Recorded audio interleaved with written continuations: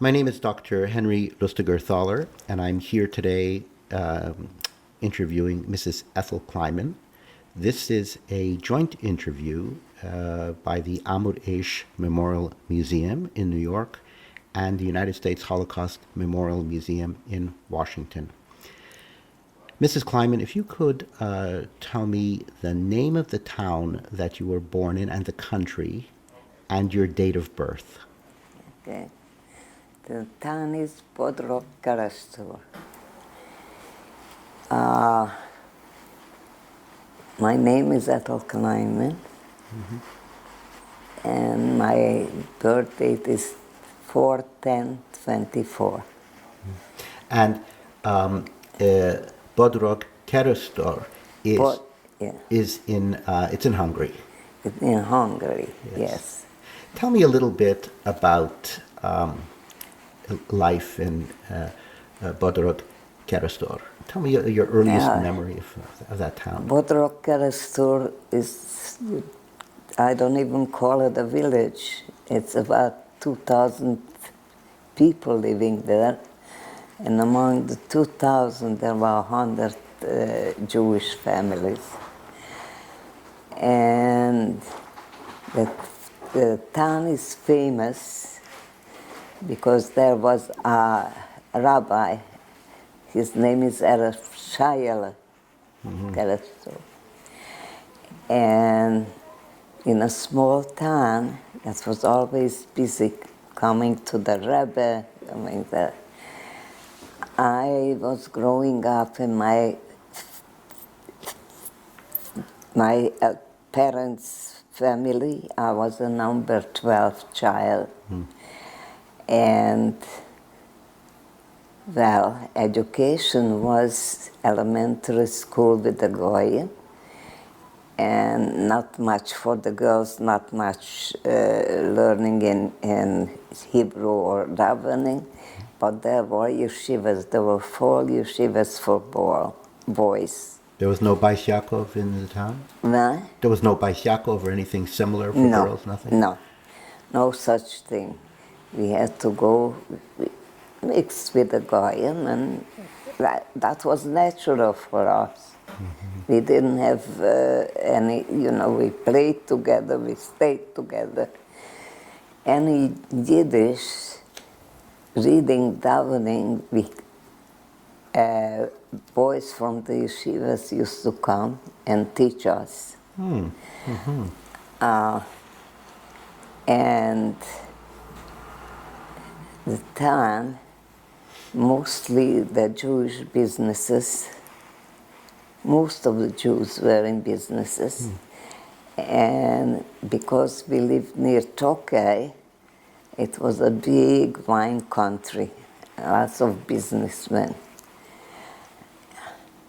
What else can I tell you? Well, you were the 12th. You're the 12th child of a very large family. How many brothers? How many sisters? Well, we were 7 brothers and 5 sisters. But I think 4 of them died before me. So before the war, we were 9. And from the 9, we came back 4. 5 of my siblings were married with big families, 6 children, 9, some even had 11. And they lived in different towns. And life was a routine. I mean, it was the excitement having maybe a circus come to town, and we went to see it. But how shall I tell you? We read a lot, and we were singing a lot. And before all the trouble came, it was natural playing with my schoolmates Goyim, and well, we used to have every year in the town. There was this rabbis. They came to the yahrzeit. Every year, even today, thousands of people come there. And that was the busy time, and our entertainment was to see different people. And What did your father do? my father was his secretary. Aha. They called him a gabbai, his gabbai. He was writing what you get, acquittal. You know, when you come to see a rabbi, go to him. My father wrote the acquittal, and he gave it to the rabbi. Of course.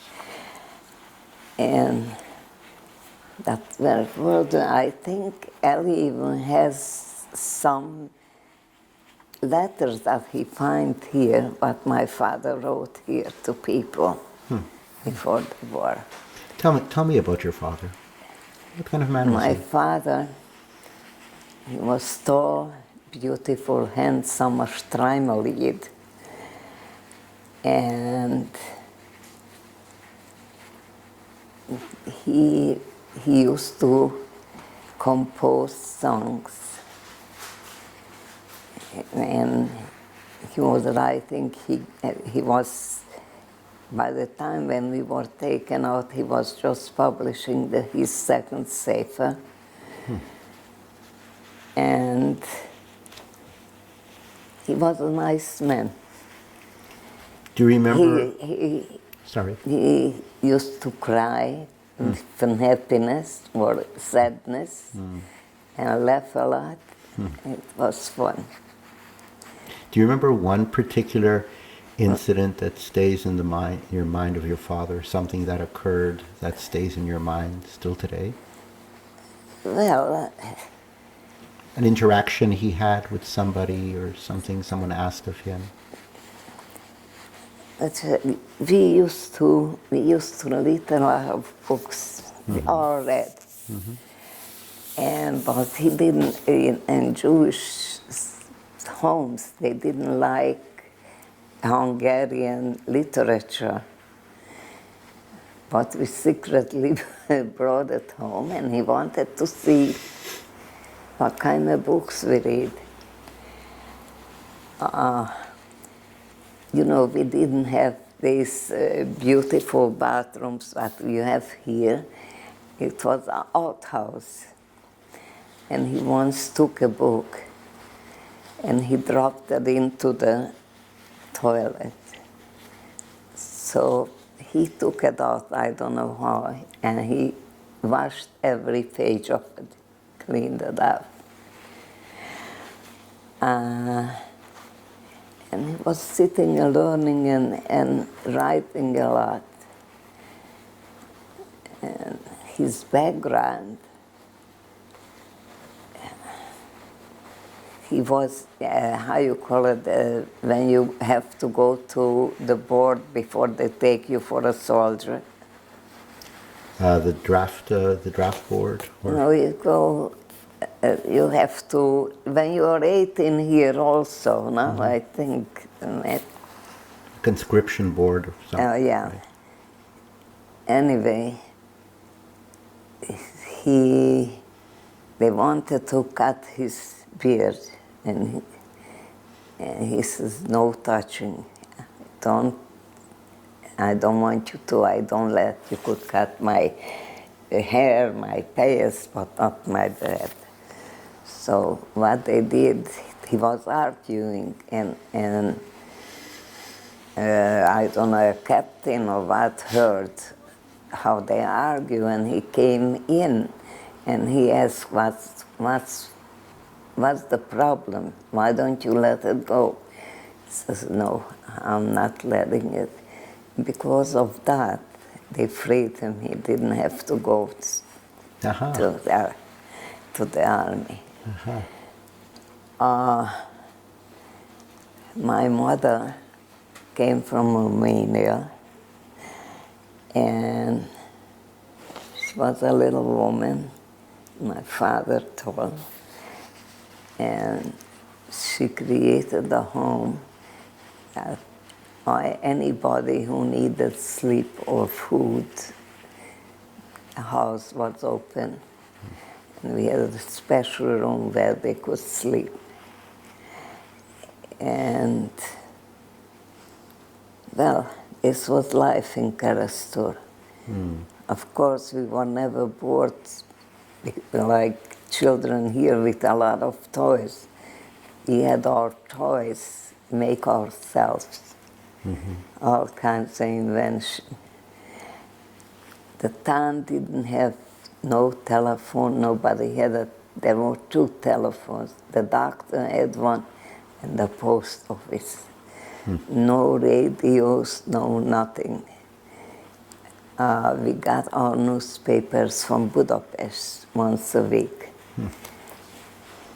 And, well, like the whole world shut out. You know, we had our little world living it differently, like the bigger cities. And I can tell you, that was the kind of life we lived. And your siblings, they, several of them married, they lived around Badrog Karasur? Yeah, they lived around it. My siblings were married. My oldest brother was the first. He was 20 years older than me. So when he got married, I was a baby. I don't know. I don't know how the wedding. Usually the wedding was where the girl came from. You know?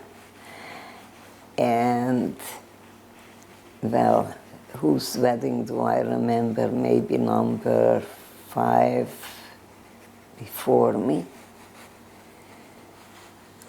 One sister I remember from Karastur, but as the boys got married out of town, and they didn't take me to the wedding. And so the last 4 of us, my sister and 2 brothers, were married when we went away to Auschwitz. My parents went away with 28 grandchildren, and none of them survived. And, well, this is the hard part. Of course. But before we get to the hard part, before we get to the hard part, okay. And I'm just curious, just to take us back to that really idyllic life in this quiet little town. Well, maybe we are very, very naive. We didn't know any other Of course. amusement or something. It was quiet. What was a Shabbos like, for example? Did the family from your siblings the come? Shabbos was, first of all, sometimes my siblings came home, my brothers, and they all were stramlich, they were shochtim. You know, both 2 of them were shochtim. And they used to come home, they were all tall brothers, all of them with a stramlich when on the street. And my father used to greet, when he walked any time on the street and he saw people, he just went, "Hi, how are you?" touching his head. And the Shabbos was, first of all, a lot of singing. And most of the zmiros, my father made up the tune. It was beautiful. Even here is recorded for the family. Soon they use the Shalom Aleichem from his version of Beautiful. yeah. Beautiful. And it was Shabbos. Well, it was a quiet day. My father went to shul, and in the afternoon they go back again. The brothers also learning. And that was Shabbos. That was Shabbos. Food, everything homemade, no take home. We even grow our own food because we had a garden and we had fields behind the garden that we didn't work it with next door neighbors, a goyim. They worked at half and half. Me, you know, half of the produce was theirs and the other half ours. We had everything fresh. And we raised chickens and geese. You know what a geese is? Right, of course. Yes. Yeah.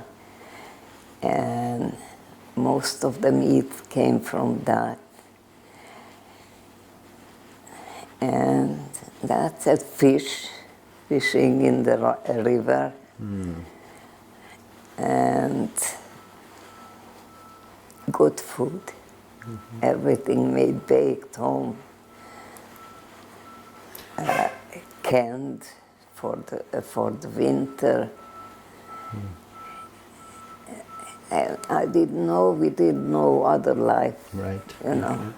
What was the relations between the Jews in the town? So how large was the town? Well, How many Jews were in the town? It was good, but when around 38, 39, they know we are Jews. They treated us differently. When Pesach, let's say, came, we used to have to shut the windows shutters because they were throwing stones, because there were blood libel, there was, and the bad things started. The youth, the young Scotsmen, they belonged how should they call it, the Levant, and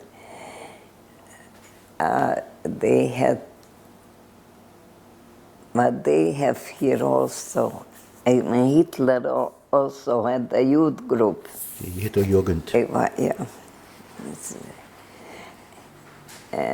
But prior to 39, you had no great feeling of anti-Semitism? No, I don't remember anything before that.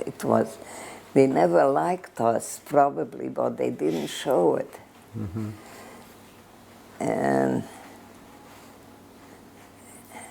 suddenly, all the help that we used to have coming in, do the laundry, clean the house, they stopped coming. They didn't want to come into a Jewish house to help.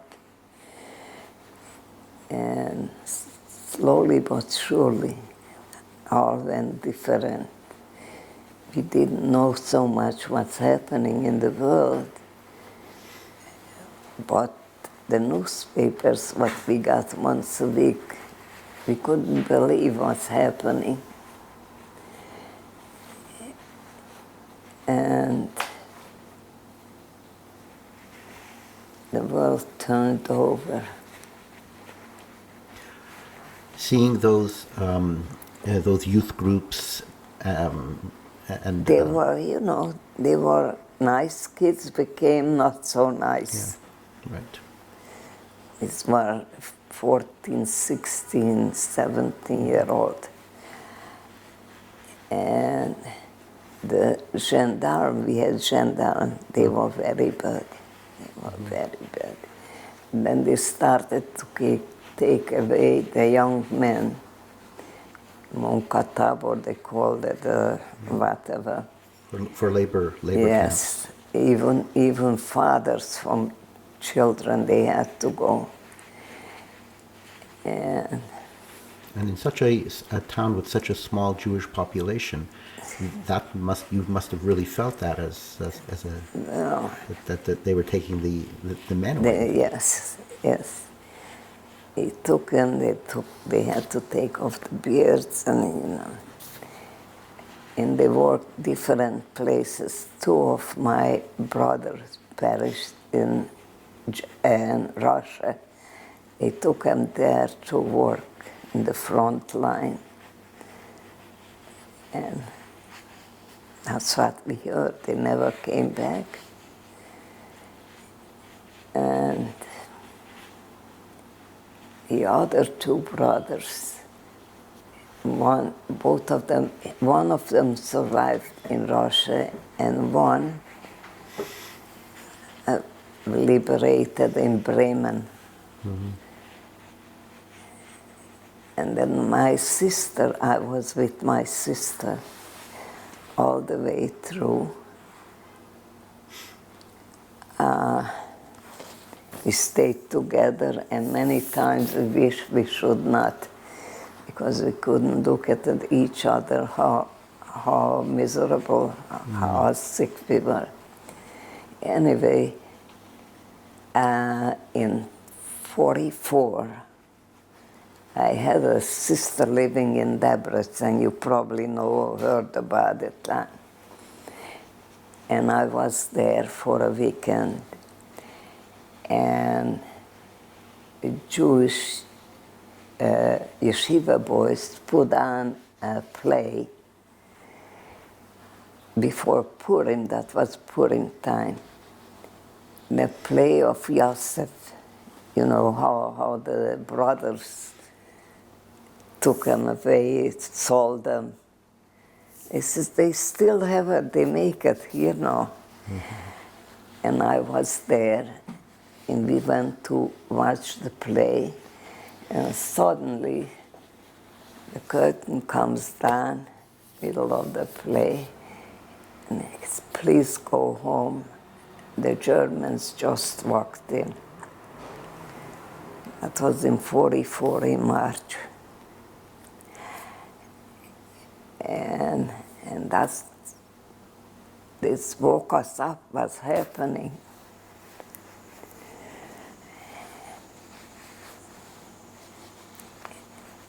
My birthday was a week before Pesach. I was 20.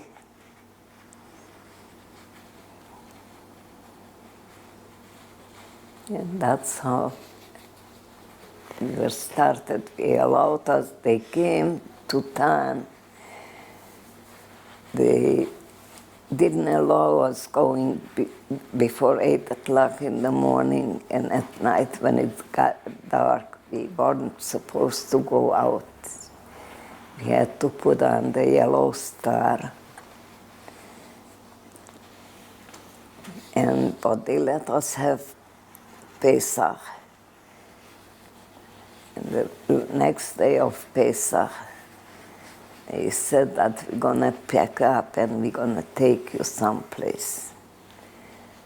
So Pesach was, Shabbos was the last day.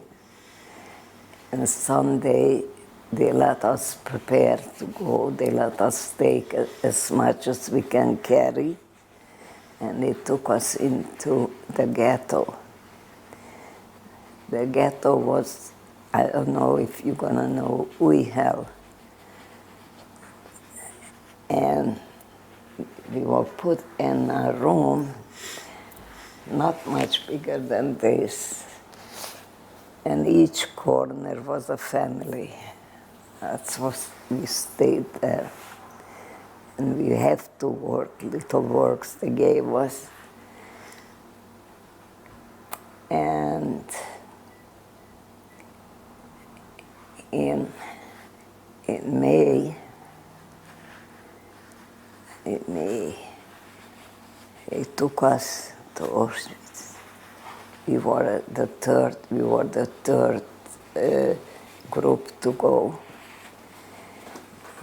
And we went together, my parents, one of my married sisters with 5 children, and one sister-in-law went with 4 children. And they put us in a wagon and they took us away. When we arrived, we didn't even know that what's doing. And first of all, the 3-day trip from the ghetto to Auschwitz, it was so tight in the whatever you call it, in the Cattle carts. yes, cattle car, that if you stood up, you couldn't sit down. There was no room. It was dirty. I don't know how many died. They took off. And when we arrived, the cobblestones that we got off the train, and of course they were separated right away. We didn't even realize that our parents who were standing next to us weren't there anymore. And my siblings, not either my sister-in-law and my sister, they pushed them to the left, and my sister and me was put to the right side. But I picked up my sister's 2-year-old child, a little girl, and she was crying, picked me up, and I was holding her. And she was crying because the, how you call them, the Polish workers worked in the helped with the people, the packages, things. And I was holding that 2-year-old little girl, and he came to me and he says, "You have to give up the child, because if not, you're gonna go that side." Didn't understand that, and the child was crying, and I didn't want to give her. So he pushed me to the right side. He took away the child. And that's how we started in Auschwitz. We arrived in the middle of the night, 1 o'clock in the night. There lots of light, and we didn't know what goes on. And then they took us in a place, in a room, where, of course, we have to undress, and all hair stuff was taken off us. And my sister standing next to me, and we looked for each other. We couldn't recognize each other. We were all shaved. And they took us in a place. There was no, we were sleeping on the floor. They gave us one piece of cloth. And then they took us into barracks. And Auschwitz started our life, Auschwitz. It was not good. Of course, everybody knows that. It was miserable. every day, every morning, and every evening stay in Celapel. Sometimes they woke us up 2 o'clock in the morning and we had to get out in the cold. It was a very funny weather type. During the day, the sun was very hot. And overnight it got so cold, and we didn't have a we were triple, whatever you call it, each Bunk. the monk on each floor is 3/4, 12 people. He went like that, sleeping like that, 6 here, 6 here, like this. And we had one blanket, and the lucky one who were in the middle, they were covered. Whoever was on the side, we have to try to get thing covered. And we were taken to a Zeelager, which was preparation to take the people to burn,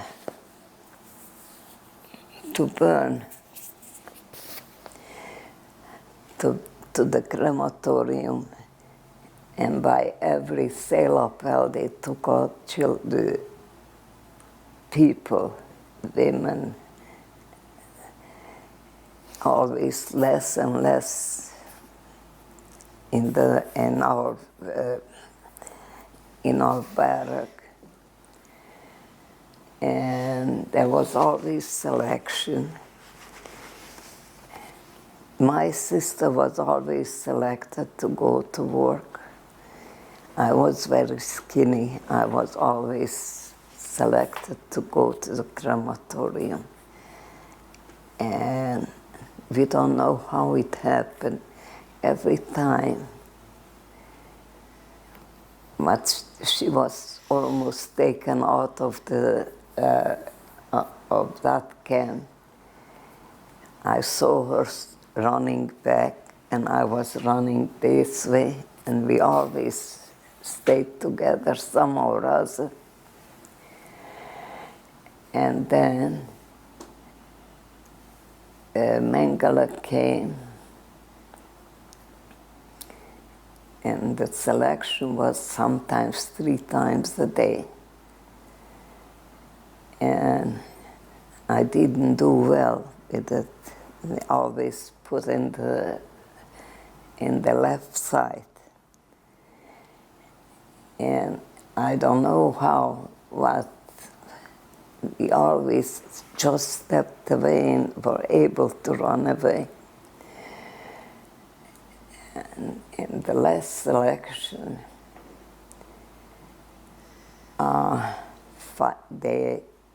they took 500 women, and they said, we are going into a different camp to work. And from the 500 women, 3 girls were taken separately, 2 sisters and me, because we were very skinny, very bad. And the rest of them will go to a camp, different work.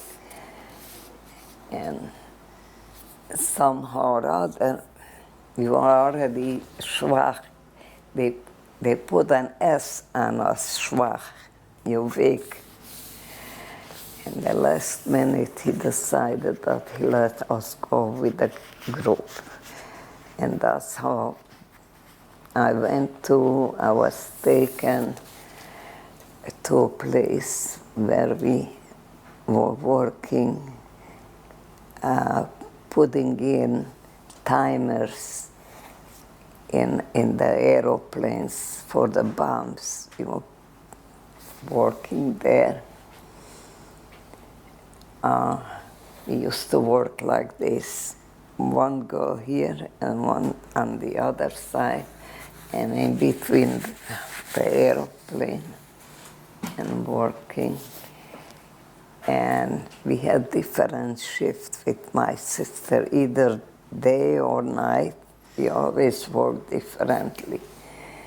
And we became so weak already, we hardly able to walk. And we, in 44, that was New Year's Eve. I was a night worker then, in the night. And the SS brought in music for themselves, New Year's Eve. It was beautiful, but we had to pay attention what we are doing, because it was like a razor blade sharp what we were working on. I didn't even realize. The girl on the other says, "Look, why is it red by you?" Up in my finger. I didn't feel it. It went to the bone. And of course, the SS men, they didn't even have any more bandages, just crepe paper, white crepe paper. And he took me back to the barrack. But next day I had to work already. It was the vein, it went into the bone, and the white stuff came out of it. And it healed right away. How did it go? There was no infection, there was no nothing. And we had to work. And then they started bringing in people, more women. From marches, they marched in, you know. They brought in the people, French, Jewish people. And we were like 500 women in one camp. Then there was the electric wiring, and 500 men here on the other side. And I don't know, but we fared better. We were stronger than the men. We started to die out. And whatever we had, little morsels, pieces of bread, we throw over to the men. This was already in 45, before Pesach. And no, we didn't know.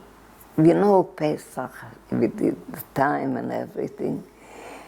And they threw us little papers over for the Haggadah that we made the Haggadah from that.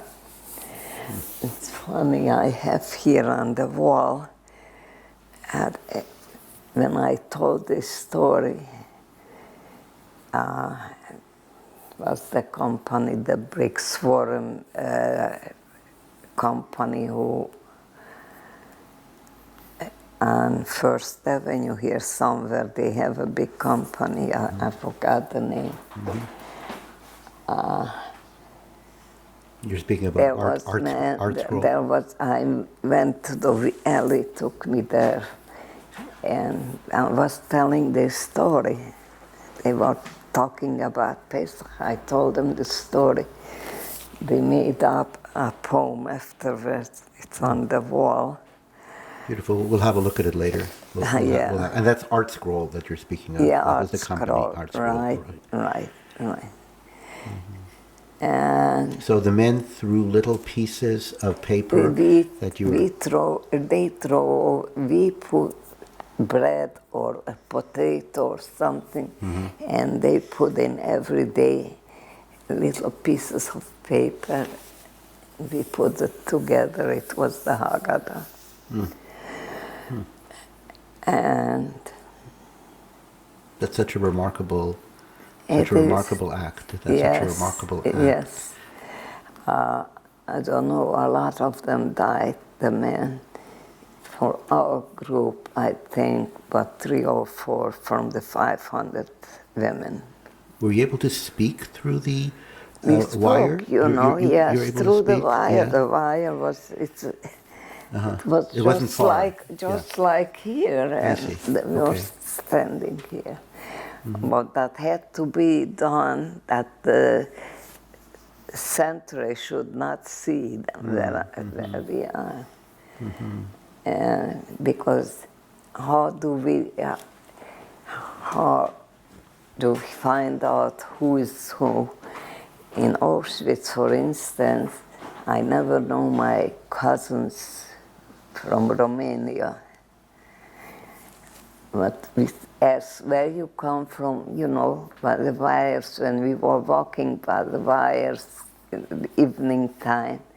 We always ask where you come from, who you come from, and that's how we discovered my 2 cousins, Romanian girls, yeah.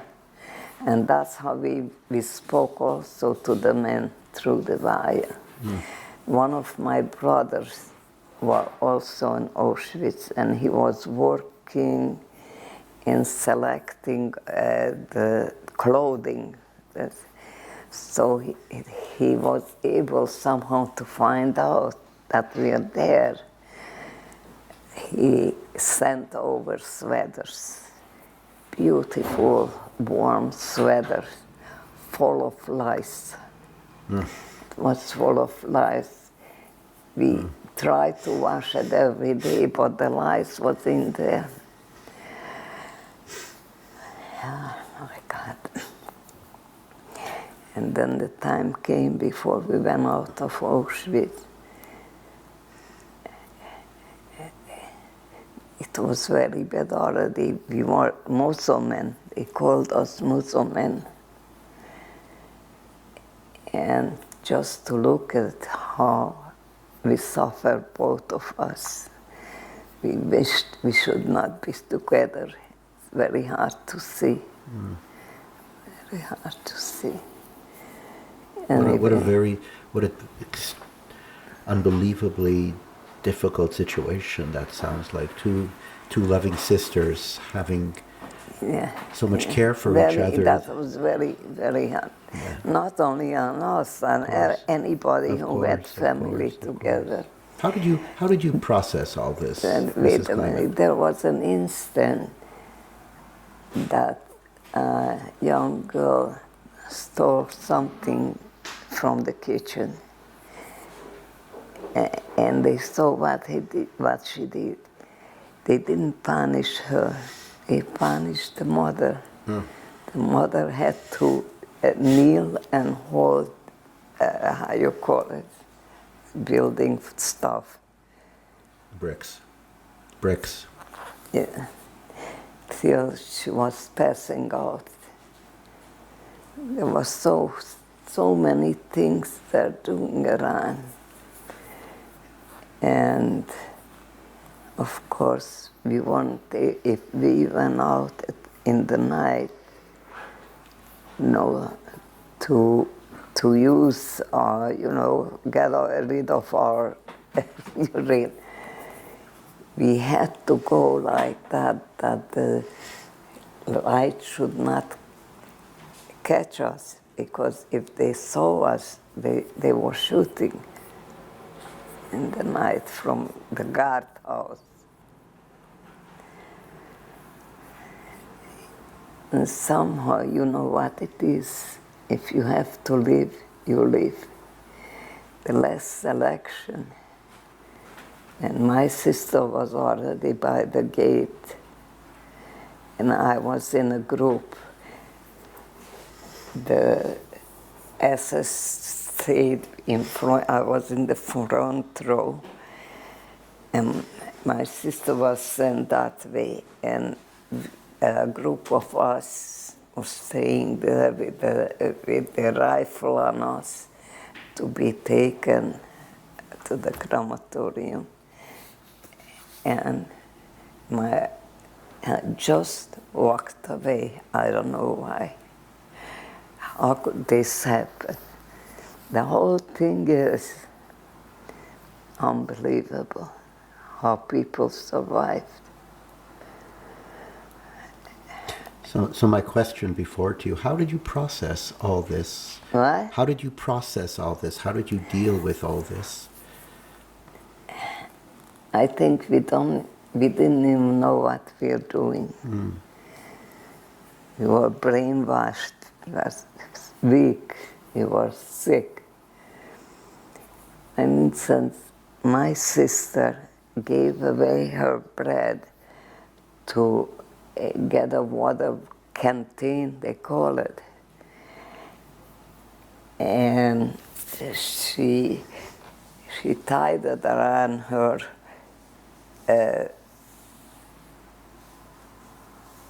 how should I tell you, around here, and she hid it between her legs under the clothes. And staying sailors 2-3 hours, some people fainted, some girls, and she gave them water. And it was a very hot day, and I asked Toby, give me some water. And she says, you are not fainting yet. I need the water for those who are fainting. A little thing like there was an outbreak. I don't know why you call it, all over big Chicken pox. No. It was. What do you have in the 10? In 10 the 10 plagues. things that happened Right, in Egypt. in the 10 plagues. Okay. Right. It was Boils. big. Boils. Yeah. Boils. We were given containers of stuff to put this on the person. And I was standing and putting on this on a woman, and my sister said, don't do it, you'll catch it. And I said, no catching. I don't know. And the funny part was, with all this, we were singing. We were singing. You could hear Polish, Hungarian, all kinds of languages. We were singing. What were you singing? Singing. Entertaining us. Yeah. We witnessed, there was 2 sides in the barrack, here and here, and in between there was you probably saw it. In between the 2 sides there was a walking way for I don't know what it was anyway. Across from our place where we slept, there was the other side. A woman gave birth. I don't know how they didn't discover that she was pregnant. She gave birth. The SS men stood there and took the baby, wrapped it in a newspaper, took it away, and the woman had to get up and sail up and ride away. It's unbelievable incidents that thing happened. She survived. The woman survived. She lives in Israel. She had other kids. Okay. That's just one miracle. And there were many, many miracles happening.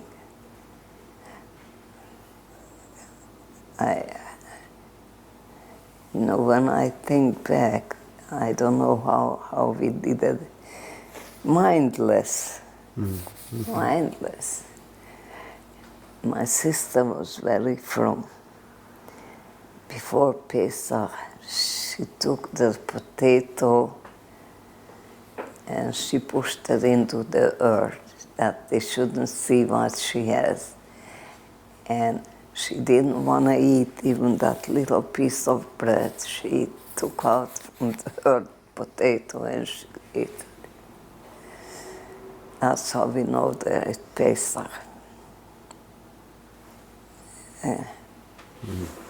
The food got always worse and worse and less. Sometimes they called it the soup. You could have little rock pieces or dirt or anything. Who knows? We didn't know what we ate. We didn't even know that we ate. Oh. And the funny part is, we were already in the other place, and we heard that it's gonna be liberated. We were afraid we're gonna nobody will give us food where we're gonna go. We were afraid to leave the place. You became habituated to this terror. Huh? You became used to the terror. Yeah. You became used to the terror. Somehow.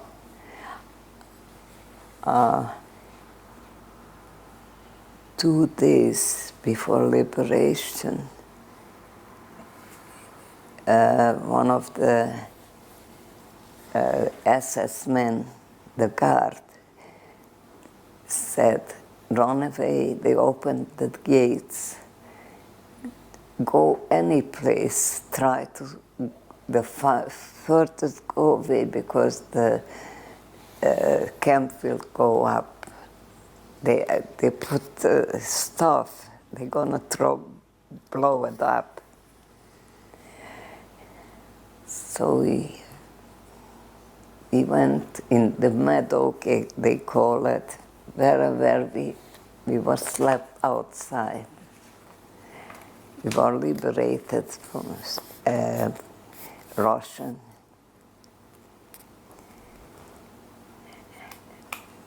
The only thing they were able to give us bread. They had their bread. But they were not very gentle with us. We were already couldn't even walk. We were pushing ourselves on the floor. And they were not nice. They were not nice. And my sister became sick, typhus. And she was so weak. And she couldn't walk anymore. And somehow we wanted to start going back to our country. And we got a horse and carriage. Just before, take me back to the liberation for another moment. So Okay. you were so ill after the liberation. Where did you go after the liberation? I mean, to get better. Did you? But between the time of wanting to go back to Hungary, was there a period of rest? Yes. Or that you were? Everybody in different country. There was we started walking. And one thing happened. It was unbelievable. There was a star. She was an opera star, a woman. And we are walking on the road, and across her husband came from another place. It was unbelievable. Yeah. And we tried to get into houses, get clothing and food, you know. The place we were, the town or the village, whatever it was, all the Germans ran away, left the houses empty.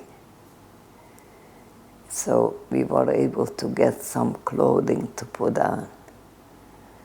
And food we got from the Russians. They gave us bread, and I don't know what else. I don't even know what we ate. I think by that time our brain was not working. And we started walking, and then, you know, all the bridges were blown up, and there was no railroad. Everything was bombed. And then we arrived to a station, and we looked at the wall. We saw little pieces of paper with the names, my name and where coming from. And we pasted it on the wall. That's how we found out that one of my brothers survived. We found it in one station, and we saw that he's home. And we were taken on the road to Czechoslovakia.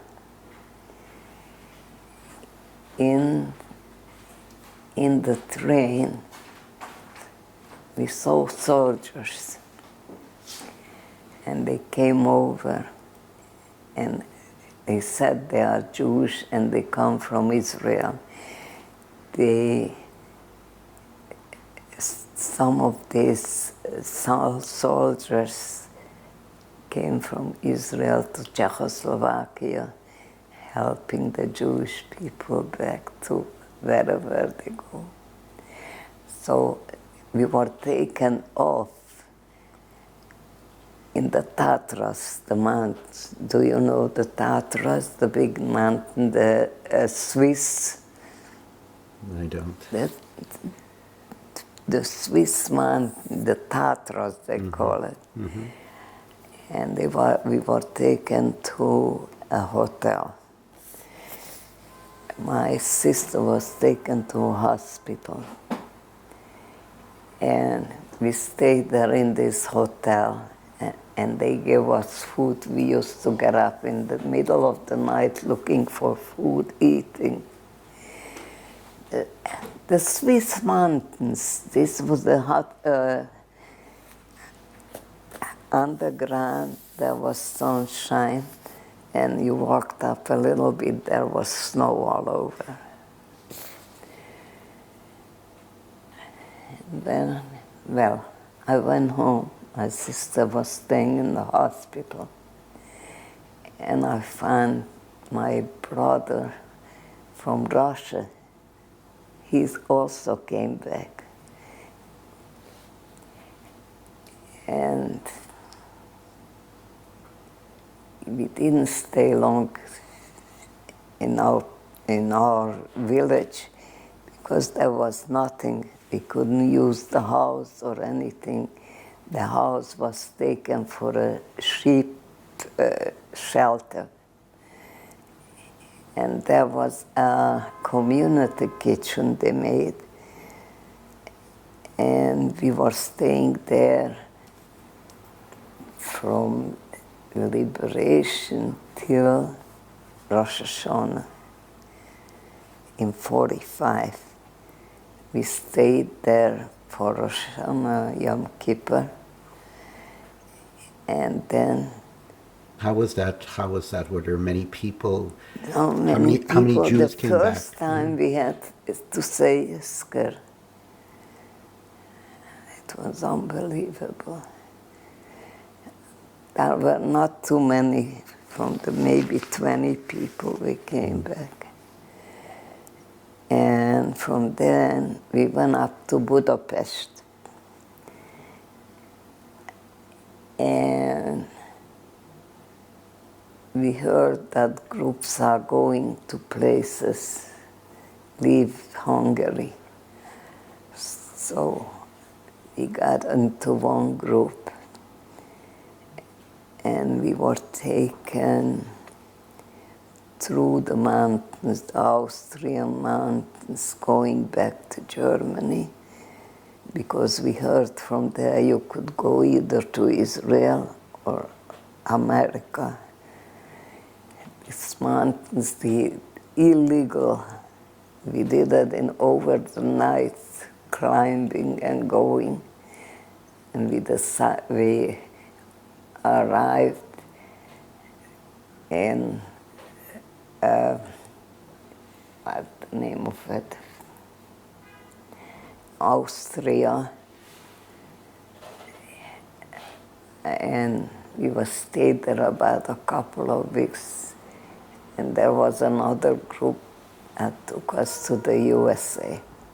So you were in a DP camp in Austria? DP camp. Then from there, when we arrived, we went to a DP camp. So what we'll do now, Mrs. Kleinman, is we're going to take a break. Right? We're going to take a break, and we're going to stop the interview for a moment now, for 10, 15 minutes, and we'll come back, and we'll begin again with the DP camp. Okay. Okay. So, look. We're back with our interview with Mrs. Ethel Kleinman, and last we spoke about you arriving in the DP camp in Fürth in Austria, and what was your first impression when you came into the DP camp? You came in with a family member. You came in with your sister. Yes. We arrived in 45, I think in October, to the DP camp. First,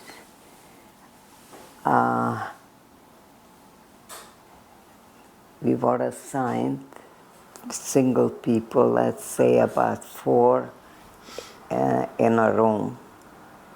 Little houses, they had little houses. Community kitchen, or either we were able to cook our own food. And we started having lectures there. American people came, and they started selling sending books from America, Swarm, clothing, and we didn't do much. I mean, we didn't work there or something. And that's where we met my husband. My sister went back to Czechoslovakia, and my husband saw her, and she was very pretty, but he didn't tell her that he likes her. And one Sunday, we had a demonstration in Fürth. We were marching. What was the demonstration about? I really don't remember. But he came, surprised, and he came wanted to marry my sister. And that day when he came, my sister was engaged, got engaged just then. So he stayed a day, and my older brother said, you know, I have another sister. And that's how we met. We got engaged 24 hours after we met.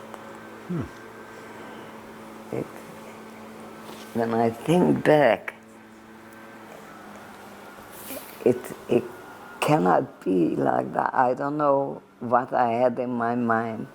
The only thing is, because all my siblings, the survivors, they were engaged or married, and I felt I'm alone. That's- So the two questions I asked him: do you sing? And also, can you daven for a moment? We didn't have backgrounds. They couldn't check anything. We got engaged. He went back to Czechoslovakia to bring his sister over also to Germany. And on the way back, this happened before Purim in 45. In 46, this was 46, and he went back to get his sisters. There were no mail communication or anything. Everything was broken down yet. So people gave him mail to take to relatives, to sing. This was before Pesach, and they checked him at the border and they find all these letters. They put him in a prison. They put him in a prison, and he was with Goyim together, and one of them was already let out of Pesach. So he wrote a little note, and he said to the guy, wherever you see a Jew, please give it to him. Because it was out of Pesach, he wouldn't have anything. In the late afternoon, they came for him and released him. And he had a seder, he went out. But all this time we didn't know where he is or what it is. There was no mail or telephone or anything. So I didn't know what was going on. And this was in April, and he came back in July to Germany, to the camp. And we got married in August, but he wanted to get married right away, but I didn't want to get married before my sister. She couldn't get, she had a broken leg and a cast, so we had to wait till the cast come off.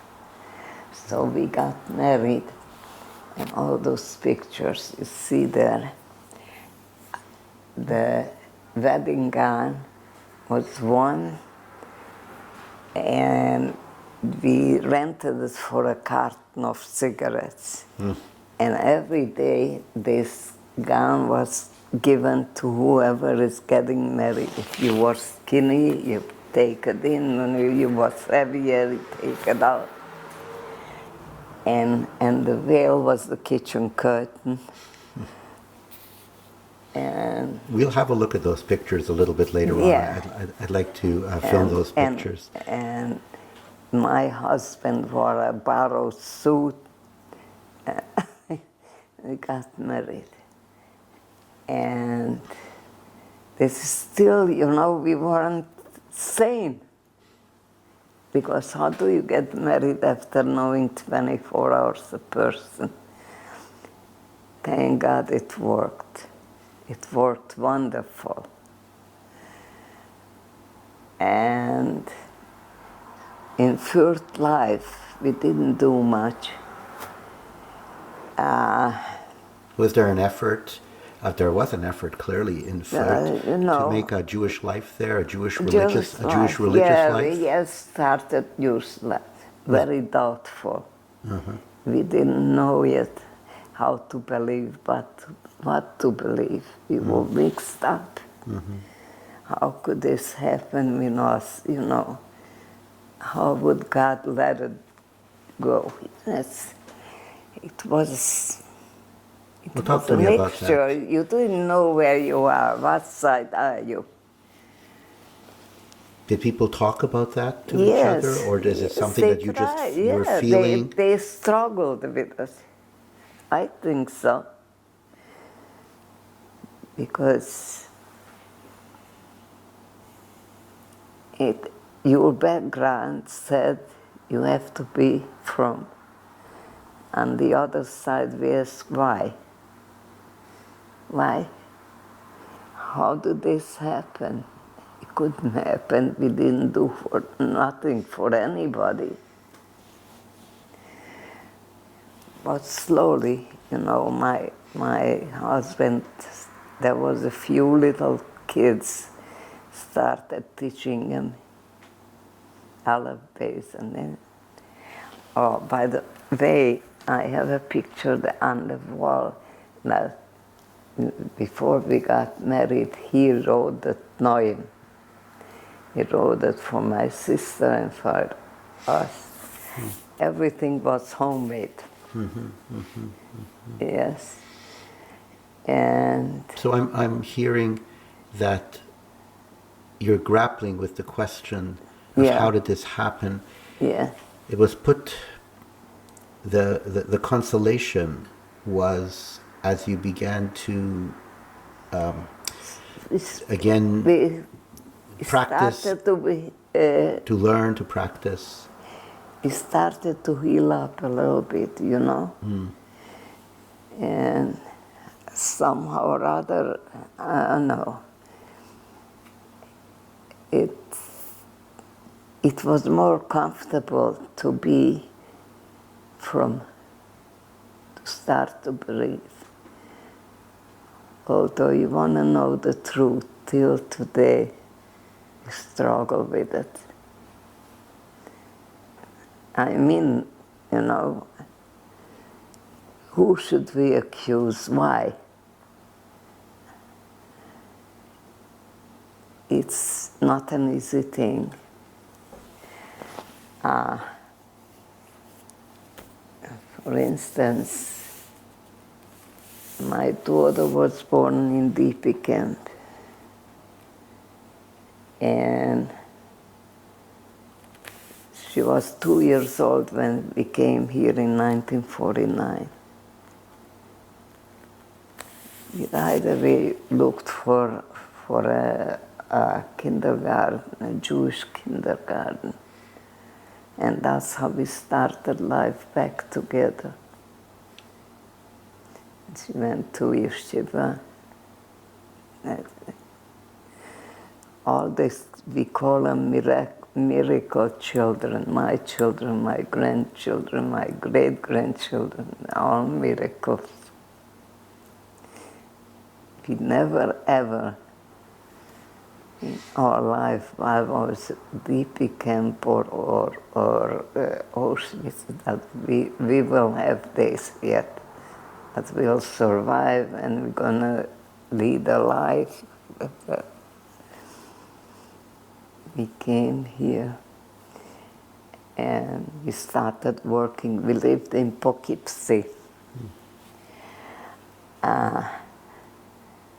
Poughkeepsie, once a time were very from very Jewish. They were schools, there was Jewish life, but they didn't have for children Jewish schools. So we decided we have to come back to New York to live, and we put my daughter into a Jewish nursery. Then she started Jewish school, and we worked hard, and life became easier after a while. And that's the story. So you went back to Kerestor with your son But Ali. that about 3-4 years ago. Tell me about that visit to your town. That was something I went with both my sons. And it was the yahrzeit of Arab Shaila. Okay. Thousands of people there. Unbelievable. So we went, I took him walking to the house. We had a big house, a yard, a garden. And the village changed, you know. When before the war, we never had to clean away snow. We waited till it melted. It never had sidewalks. It was nothing there. We got there and we saw people walking with cell phones and the houses fixed up, and there was sidewalks and trees. Couldn't believe it. It's all Jewish money. And we went into the house. Goyim lived there. We went into the house, and I was able to sell everything, show them the dining room, which sibling were sitting there and there, and I showed them. And they fixed over the house. The only thing is they didn't touch the well. We had a well in the yard, and that was very famous. It was very good water, so everybody came to take water from there. They didn't touch that. Otherwise, everything they fixed over. We had a very big yard with a flower garden and how you call it, vegetables growing. And the hardest thing was going back, looking at the rooms that we were growing up.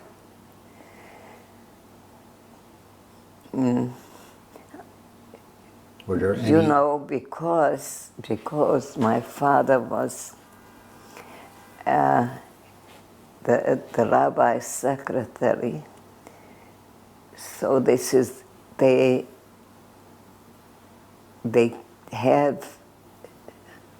fixed up the rabbi's house and the shul, and I think I must have been the oldest person there. The children and the grandchildren and the great-great-grandchildren, the rabbis, were around me and kept on asking questions. How was the rabbi's house? How did you stay with the kids? How was life? Unbelievable, the questioning. You know, they didn't know. They want to know. They are searching still. They put out a book in Yiddish and in English about the city, about the town, about the rabbi, big book. And they're still, I had a few times have hear people coming asking about the town and about the rabbi. And yes, we were there 3 years ago. Did you visit the caver of? Did you visit the caver of Rav Shaila? Yeah. The caver? Did you visit the gravesite? Eh? The gravesite, the caver. The gravesite, yes. Well, you couldn't get close because there were so many people. It has an oil. Otherwise, you see, we didn't have nobody there nobody in the graves from our family. And That's it. That's it. So, The only the funny thing is when I showed the kids when we walked in the town, I don't know where I got it from, but I was cursing them every step of the way. They were looking at me, I'm crazy. I didn't know that I have it in me, this words I never heard. Never heard. I don't know. Why do they deserve to live there? And they still hate us. The first thing they ask when we arrive back, why did you came back? Why did you came back? Why did you survive? And they still, that's it. Goes on all over. They don't like us. But we are getting very comfortable and it's not good. right. Don't believe. There's always something happening. One last question I want to ask before we go to the photographs. Okay. Your son has created a tremendous project with the Amuresh Yes. Museum. Okay. What's your sense about that? What's your feeling about what he's doing right now? What he's doing, I'm proud of him. And what they are not doing, you know, I spoke in a few schools. Always when I finish, I ask how many of you are survived as grandchildren or something. And hands go up, okay? And I ask them, how much do you know about the Holocaust? They don't. They don't give enough in schools. They don't push them. They're not gonna remember. That's not good. Mrs. Kleinman, we're going to take a break now, again, and we're going to set up some photographs. So we're going to return to this interview in a few moments. So we're just going to take a break right now. We're now back with Mrs. Ethel Kleinman, and we're going to be looking at some photographs of her wedding in Firth, DP Camp Firth in Germany. Mrs. Kleinman, what do we have here in this image right here? Mrs. Kleinman, what do we have here? What I'm having here, okay. That's me and my sister-in-law and my cousin, and all borrowed clothing. Okay.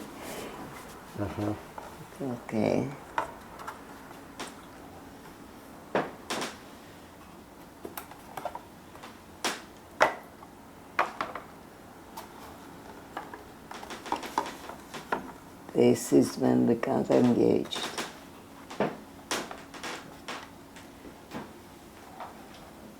This is when you were engaged with your husband? Yeah.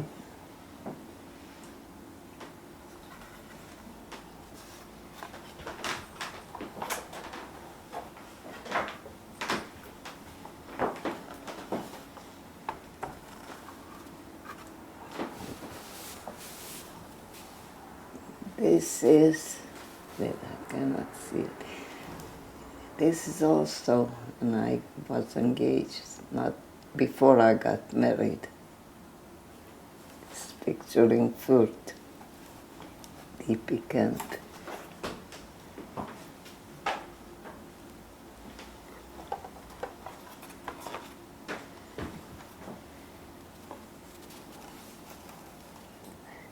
Our wedding in Fürth. You were mentioning before that this was a wedding dress that was used by many different women Yes. and tailored depending on the woman's size. That wedding dress got sometimes 3 times a day married. It's, I don't know how many, about 500 people in the camp, and most of them single. So the marriages went on one after the other, right? And this is a borrowed gown, and the veil is the kitchen curtain, and I think we even had music, record player, and by each wedding they were crying, no smiles, crying. Nobody had parents. It was a happy occasion, but very sad.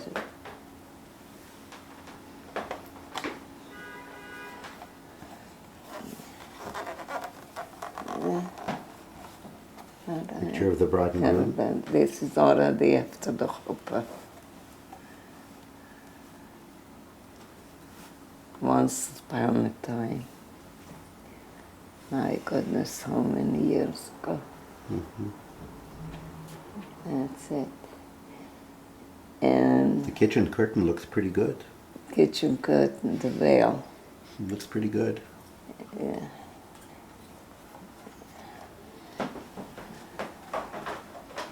We have a smaller photo It's here. amazing how we adapted to it, you know?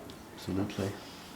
And And this these is are friend and family. This is my wedding.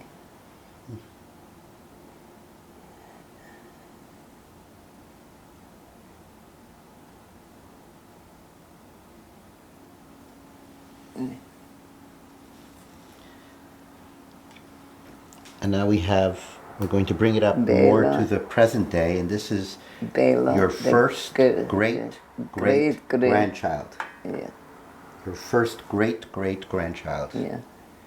Bela. Bela, 5th generation, which is unbelievable,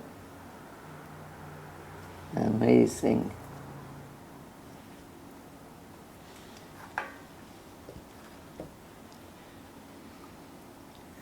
What's this? Now we have here Ah, a picture of you and yeah. Bela. Yeah.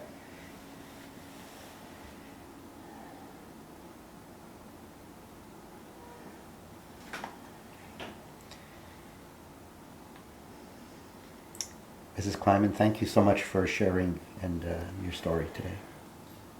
You're Is there- welcome. Is there some last word that you would like to leave us with? Is there a last comment you would like to leave us with? A last. I don't understand. Is there a last word you would like to leave us with, or a last comment? About your life experience. There's something you want to say to the camera. But I don't know what to tell you. It's my feeling. I feel every day is a miracle, and every day is an unbelievable miracle. Because when you are in prison or something, and you get out of it, it's a new life, unexpected life, and it turns out happy, and unbelievable. And look what I have. I'm very rich. I have millions, 44 millions great-grandchildren. And never thought that we could eat the age I have It's once I asked the doctor, why do we live so long? He says, not you, the pills makes you live. And so we go on. I lost my husband 20 years ago. Not easy living, but you get, well, shall I say, adapted, used to it. But I feel if he would be here to be sharing all this, it would be wonderful. That. What else can I tell you? It's fine. Thank you so much. Okay.